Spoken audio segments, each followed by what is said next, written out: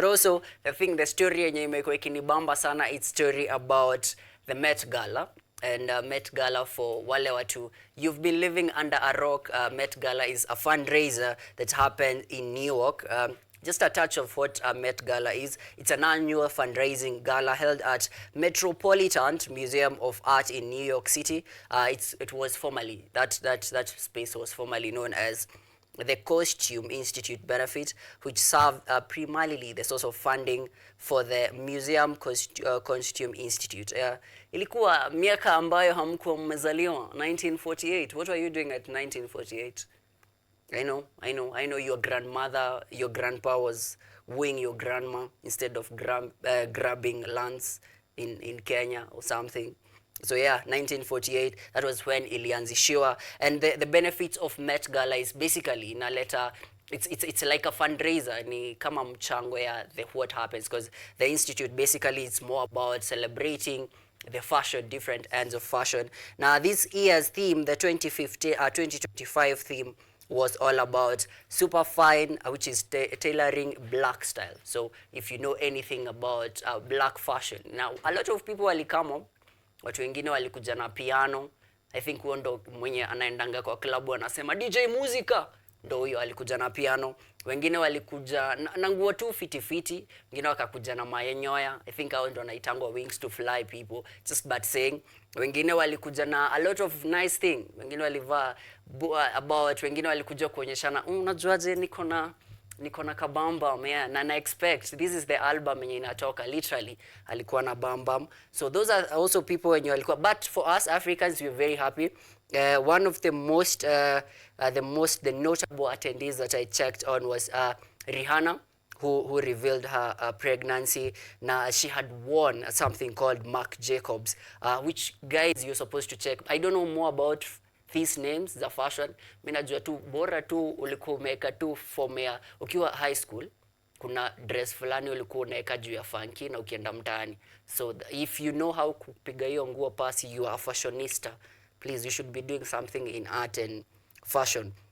So, but also the other person mwenye represented us vizuri is Zendaya in Louis Vuitton, and also Pharrell Williams, and also a lot of other people. But also another thing that really stand out for me is Lewis Hamilton, Sir Lewis Hamilton, with the clad that alivaa, and also A$AP Rocky alisema unajua jina leta msichana wangu riri na A$AP na, and I'm going to rock something good, and he definitely did what alileta a lot of good thing. But for me the costume that really stand out for the love of Formula 1, you know, wale tumeinteract for the love of Formula 1, that is Damson Idris alikam na an F1 car kwa event, and also he wore an F1 fashion, and man, that thing was, for me, ilikuwa maze. But if you don't know anything under that is Formula 1, please nawambianga ni kama kijana mwenye anapita Thika Road na kiwa na gari inaenda haraka sana, but sasa hakuna traffic.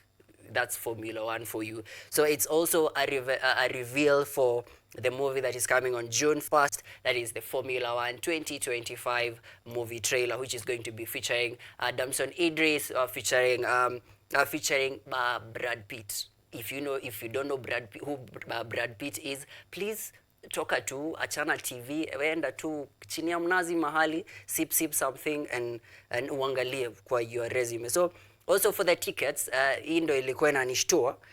For the ticket, for a single ticket, you pay at around 75,000 US dollars. That is approximately 7.9 mics for a single. So if you're also trying to kuweka a table, unajua wale wenye sisi mbogi ni mnakuja hapa na Mbogi, you get to pay 275,000. That's approximately 27 mics. That is 30 mics if I'm not wrong. So if you can be able to afford that, go. This the fashion, basically Met Gala, is all about celebrating celebrating fashion, music, what basically in a revolve around different things that happens different years. But this year waliweza ku raise a lot of money, that is approximately 31 million US dollars. That's a lot. That's quite a lot of money that is going to serve that museum there. And please, do you think in Kenya we can pull such thing? Do you have people when you wanaweza leta Met Gala?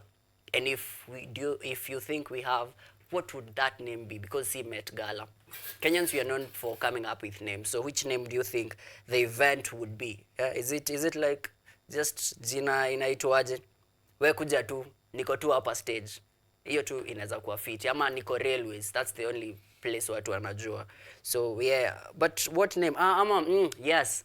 Inaitwaje? Steve Simple Boy can give us that name. But one thing ili stand out also kwa this thing is how people will show up. If you're a fashionista, you got to see different variations of what different variation of the fashion depending zenye zina go back to the 90s. That is something called dandism, you know. Wale watu, there's someone, imagine, I didn't know about this, that there was someone alikuwa tu anaapia huyo mtu akitoka, mtu tu ni wa fashion. That is dandism. So it was really a nice thing for me, seeing the black styling and also the black diasporic identity that was really showing up. But